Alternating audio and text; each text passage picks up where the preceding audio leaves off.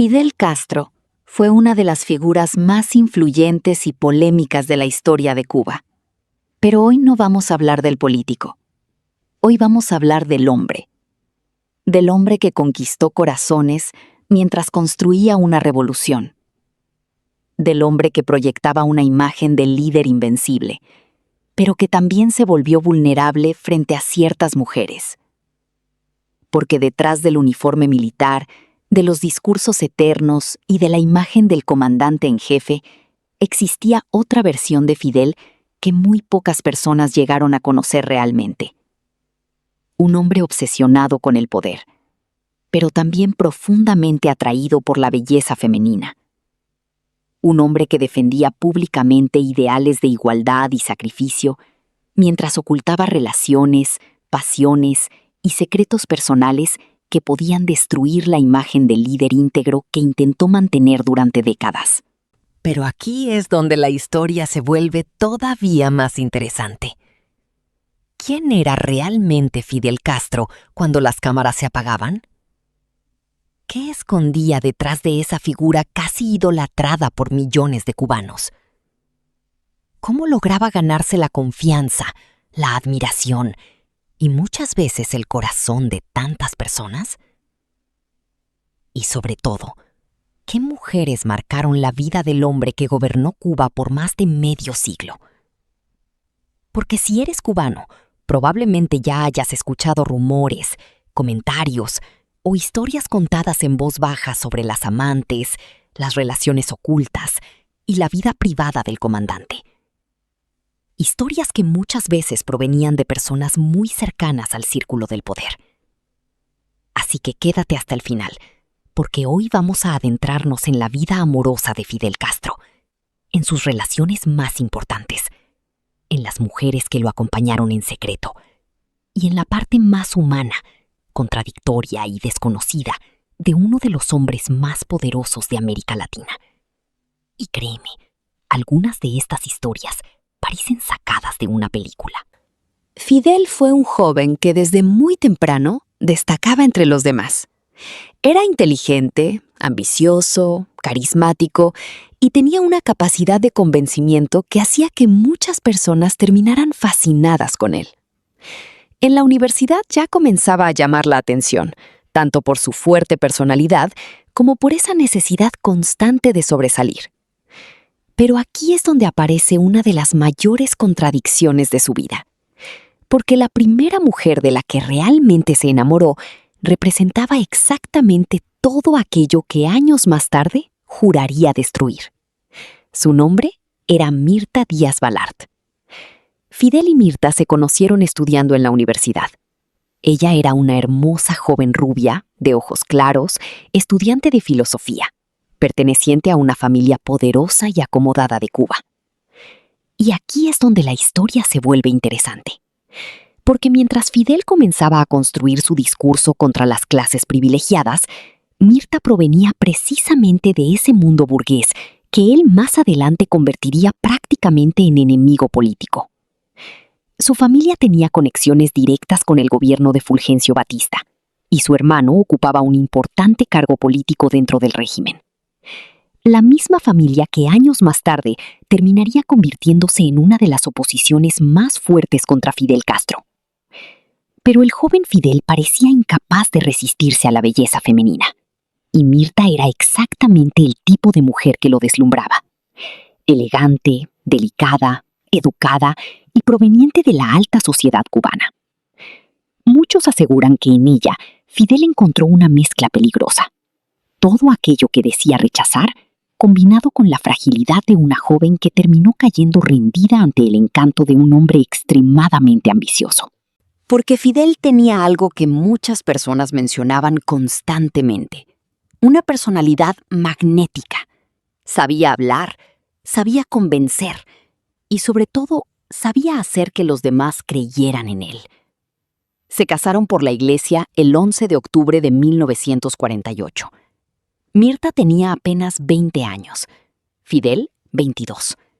Y aunque la familia Díaz Balart no aprobaba completamente aquella relación, terminaron costeando una lujosa luna de miel en Miami y Nueva York.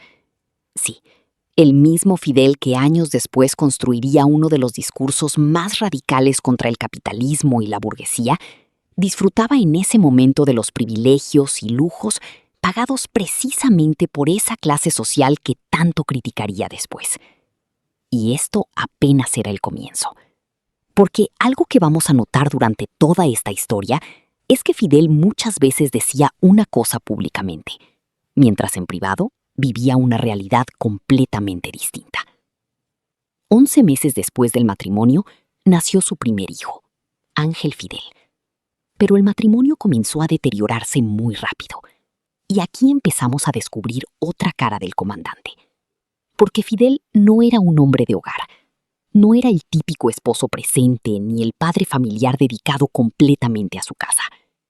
Dentro de él parecía existir una necesidad constante de movimiento, de aventura, de poder y de libertad. Mientras Mirta soñaba quizás con una vida más estable, Fidel estaba cada vez más obsesionado con la política, la revolución y también con otras mujeres. Porque mientras su actividad revolucionaria crecía, también comenzaban las aventuras amorosas. Y una de las más importantes de toda su vida estaba a punto de comenzar. Una relación marcada por pasión, política, secretos y tragedia. La historia de Natalia Revuelta, conocida por todos como Nati. Y créeme, esta mujer no fue una amante cualquiera. Fue probablemente una de las mujeres más influyentes, misteriosas y emocionalmente importantes en la vida de Fidel Castro. Tras graduarse como abogado en 1950 y comenzar sus actividades contra la dictadura de Batista, Fidel conoció a Nati Revuelta. Nati era una mujer elegante, sofisticada y extremadamente atractiva. Rubia, de ojos azules y perteneciente a la alta sociedad habanera. Estaba casada con Orlando Fernández, un prestigioso cardiólogo. A partir de ahora es donde la historia toma un giro inesperado, porque Nati no solamente quedó cautivada por Fidel como hombre, también creyó profundamente en la revolución que él prometía. Le abrió las puertas de su casa, le ofreció apoyo y terminó convirtiéndose en una pieza clave dentro de las conspiraciones revolucionarias. Su hogar se convirtió en punto de encuentro para reuniones clandestinas. Incluso llegó a vender y empeñar joyas familiares extremadamente valiosas para ayudar económicamente a la causa revolucionaria.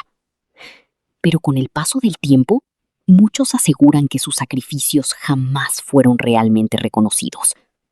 Y mientras Fidel se convertía poco a poco en símbolo revolucionario, entre ellos comenzaba a surgir algo mucho más peligroso. Una conexión emocional y física que terminaría cambiando la vida de ambos.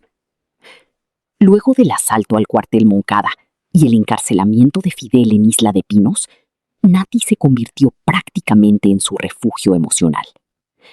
Y aquí aparecen unas de las pruebas más íntimas y reveladoras de toda esta historia: las cartas. Las cartas que Fidel enviaba desde prisión mostraban una versión de él que muy pocas personas llegaron a ver. Lejos del líder fuerte e imponente, en aquellas cartas aparecía un hombre apasionado, vulnerable y profundamente obsesionado como una mujer que ni siquiera podía amar públicamente.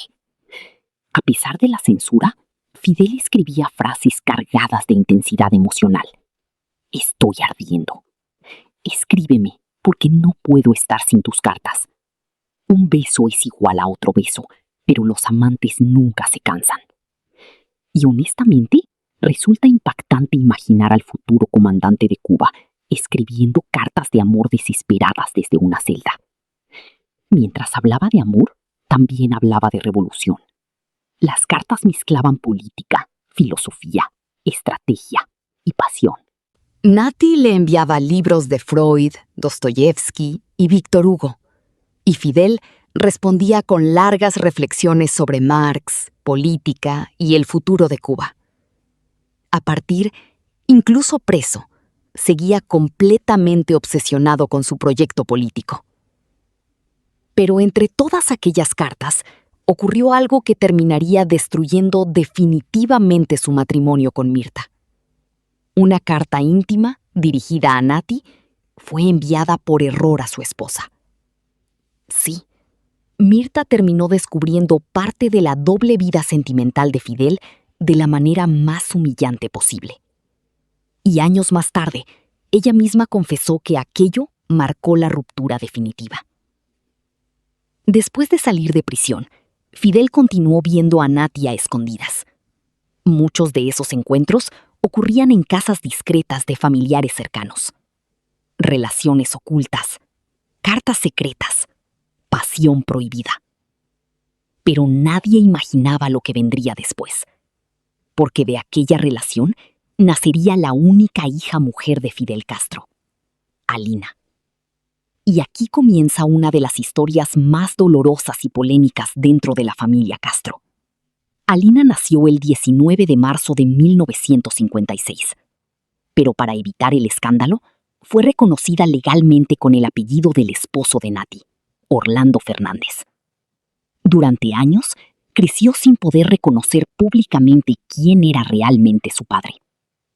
Y aquí es donde la historia se vuelve emocionalmente compleja, porque Alina descubrió siendo apenas una niña que aquel hombre que veía constantemente en televisión era en realidad su padre biológico. La confesión vino directamente de su madre. Con el tiempo, Alina describiría su relación con Fidel como fría, distante y profundamente dolorosa. En entrevistas posteriores, lo definiría como un hombre narcisista y obsesionado con el poder. Y aunque muchas de sus palabras estaban claramente marcadas por el resentimiento y la decepción, también revelaban algo importante: la enorme fractura emocional dentro de la familia del comandante. Mientras Fidel construía un sistema político que transformaba Cuba completamente, su relación con su propia hija se deterioraba cada vez más. Y aquí es donde la política y la vida personal chocan de manera brutal.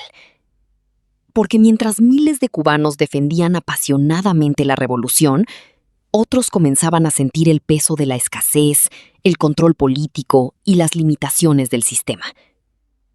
Alina crecería observando esa realidad desde dentro, y con el tiempo llegó a una conclusión devastadora. No quería seguir viviendo bajo el sistema creado por su propio padre. En 1993, durante el llamado Periodo Especial, decidió escapar de Cuba utilizando un pasaporte español falso. Su huida provocó un escándalo internacional, porque no se trataba de cualquier cubana escapando de la isla. Era la hija de Fidel Castro huyendo del país gobernado por su propio padre. Y para muchos, aquello se convirtió en un símbolo extremadamente poderoso. Alina rehizo su vida en Miami cargando consigo recuerdos, resentimientos y el peso de pertenecer a una de las familias más famosas y polémicas de América Latina. Pero aquí es donde esta historia toma un tono todavía más humano. Años más tarde, tras la enfermedad de Nati provocada por un accidente cerebrovascular, Alina volvió a visitar Cuba con autorización del propio Fidel. Las visitas terminaron reafirmando algo que ella llevaba años pensando: que había hecho lo correcto al marcharse. Nati murió en febrero de 2015, y con ella parecieron irse también secretos, recuerdos y emociones que jamás terminaron de contarse públicamente. Porque Nati conoció una versión de Fidel que probablemente casi nadie llegó a ver: la fragilidad emocional de un hombre que necesitaba mostrarse invencible frente a todo un país. Pero si hubo una mujer que verdaderamente marcó la vida de Fidel Castro, esa fue Celia Sánchez. Y créeme, esta historia es completamente diferente. Porque Celia no solamente fue una compañera revolucionaria, muchos la consideran la mujer más importante en la vida del comandante. Y para entender por qué, primero tenemos que entender quién era realmente Celia Sánchez.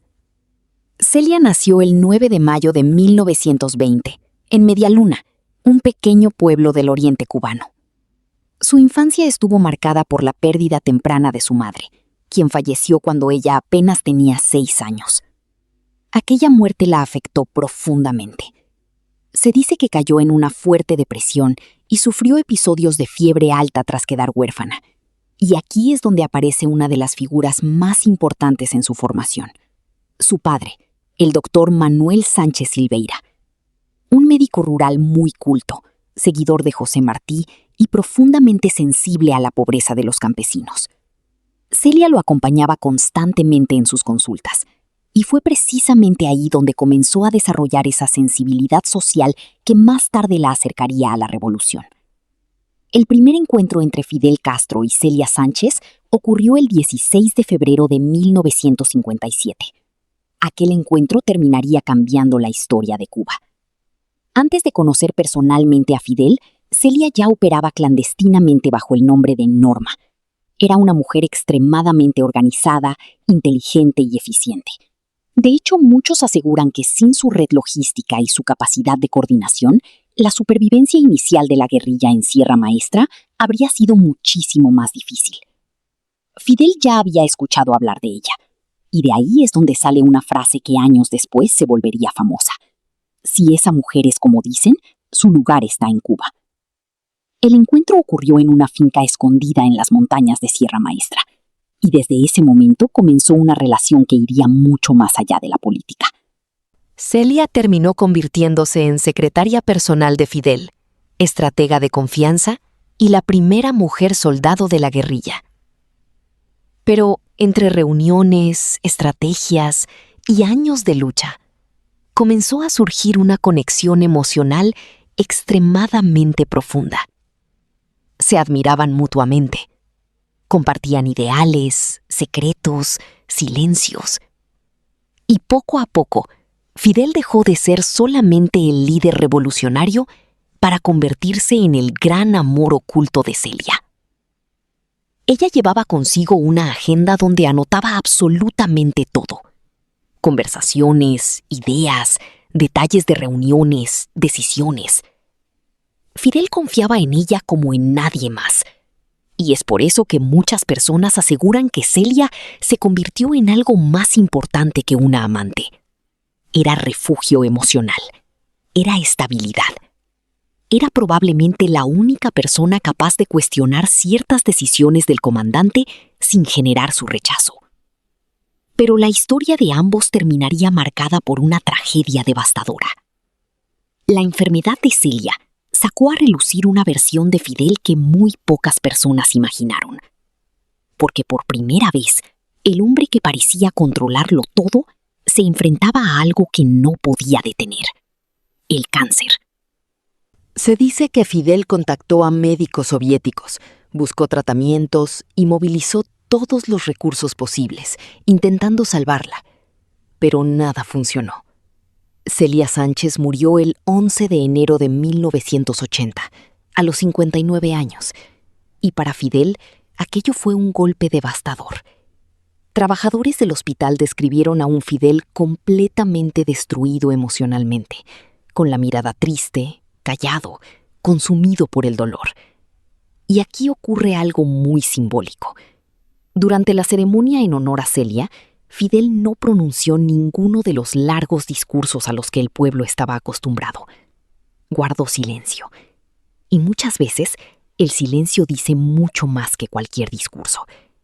Porque aunque nunca reconoció públicamente una relación sentimental con ella, para muchísimas personas estaba claro que Celia ocupó un lugar completamente único en su vida. Pero la historia sentimental de Fidel todavía no terminaba, pues aunque durante años mantuvo gran parte de su vida privada completamente alejada del ojo público, Fidel llevaba ya casi 2 décadas compartiendo su vida con una mujer que terminaría convirtiéndose oficialmente en su segunda y última esposa. Su nombre era Dalia Soto del Valle. Y aquí es donde muchos consideran que Fidel volvió a cerrar emocionalmente una etapa importante de su vida. Porque apenas meses después de la muerte de Celia Sánchez, en ese mismo año, 1980, Fidel decidió casarse oficialmente con Dalia en una ceremonia extremadamente privada.